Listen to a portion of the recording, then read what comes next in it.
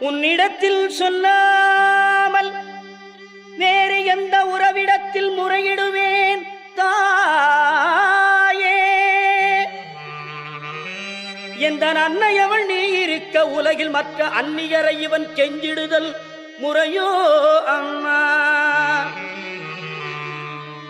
கண்ணீரை துடைத்தி விட ஓடிவா அம்மா. காத்திருக்க வைத்திடுதல் சரியோ அம்மா. இந்த சின்னவனின் குரல் கேட்டு உன்முகம் திருப்பு அம்மா. சிரித்தபடி என்னை தினம் வழி அனுப்பு அம்மா. கண்ணிரண்டும் முன்னுருவே காண வேண்டும்.